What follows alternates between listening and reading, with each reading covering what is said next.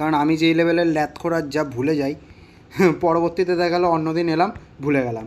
তো এই যে এটা হচ্ছিলো আমার সেই ঘর যেখানে আমি প্রথম দিন বানিয়েছিলাম, সেই জায়গাটা একদম প্রথম দিন যেদিন জন্মগ্রহণ করেছিলাম সেদিন বানিয়েছিলাম। তো তারপরে কিছু ডেভেলপ করেছি, অনেক কিছু ডেভেলপ করেছি। এই যে রাস্তা তৈরি হচ্ছে একটা নতুন, তো আপাতত এদিকে নতুন সিটি তৈরি হয়েছে।